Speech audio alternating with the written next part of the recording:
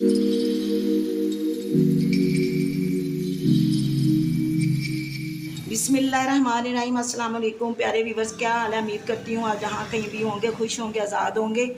आज ना पूरे साल की हंडिया, जिसको कहते हैं कि पूरे साल की हंडिया, वो तैयार करने जा रही हूँ। मेरे बहुत से व्यूवर्स जो हैं मेरे अचार को पसंद करते हैं और मुझसे डलवाते भी थे, और अब बहुत से मेरे व्यूवर्स ने अचार डालने का मुझसे तरीका पूछा है। तो आज मैं थोड़ी सा ज़्यादा मिकदार में नहीं लाई। ये मैंगो तकरीबन 2 किलो, इनको धो के साफ़ करके ये रख लिया खुशक करके। और जनाब हस्बे ज़रूरत और हस्बे ज़ायका, ये हर बंदे की अपनी होती है। कोई कुछ तेज़ नमक मिर्च मसाला पसंद करते हैं, कोई नॉर्मल। तो ये तकरीबन 2 किलो आम के लिए ये आधा पाव नमक है, आधा पाव दादर मिर्च है, और ये चटांग जो उनसी है हल्दी है, और 10-11 जवे जो हैं वो लहसुन के हैं, देसी लहसुन के। अब इधर आ जाए, इसके जो गर्म मसाले जिसको कहा जाता है, ये कलवंजी है, मेथी है, सूखा धनिया, सौंफ, ये एक चुटकी अजवैन है, और ये थोड़ा सा गर्म मसाला, दालचीनी, ये लौंग, ये मोटी इलायची, और थोड़ा सा ज़ीरा।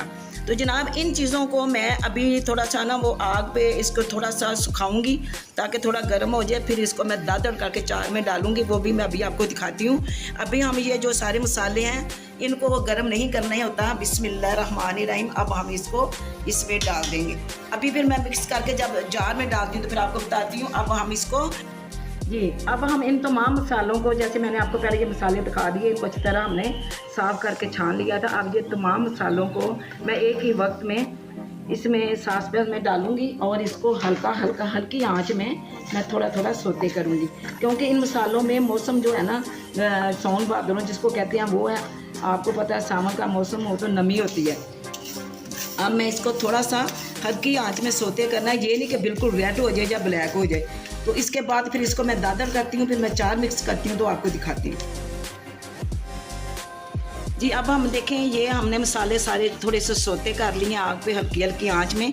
माशाल्लाह मुझे बहुत इसकी भीनी भीनी खुशबू आ रही है। अब ये जो है ना चापर में भी आप काट सकते हैं, ये दोरी डंडा या कुंडी जिसको आप जो कहते हैं आप उसमें भी कर सकते हैं।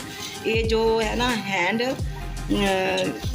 जो है चॉपर, इसको हैंड चॉपर भी कहते हैं, तो इसमें भी इसको कर लेते हैं। तो अब मैं इसमें करके तो जैसे ही ये मिक्स करती हूँ तो फिर आपको दिखाती हूँ।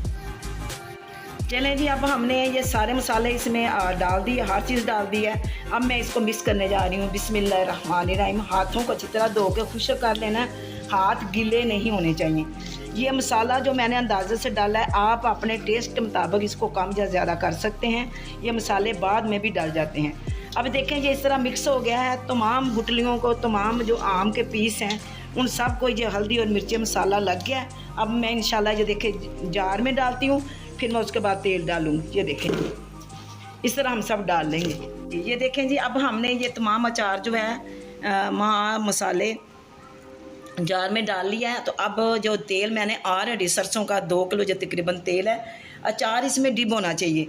बाज़ लोग कहते हैं कि हमारा अचार ख़राब हो जाता है, उसकी वजह ये होती है एक तो गीले हाथ लगाते हैं, तरह तरह की वो चम्मच लगाते हैं, गीले बच्चे इस्तेमाल करते हैं। दूसरा ये कि जो ऑयल है ना वो बहुत कम डालते हैं, जो भी ऊपर से नंगा रह जाता है पीस, फिर उसको वो अजीब सी वो लग जाती है काई सी।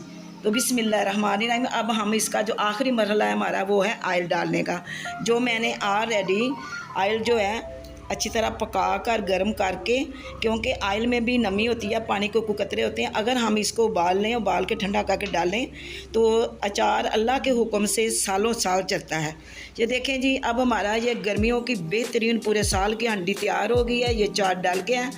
तो अल्लाह ताला सबको ये खाना नसीब करे, जो भी खाए वो मुझे याद करे, मेरे लिए दुआएं करे। इंशाल्लाह बहुत जल्द किसी और रेसिपी के साथ फिर आपकी खिदमत में हाज़िर होंगी। तब तक मिसिज़ मलिक को इजाज़त दें। अल्लाह हाफिज़।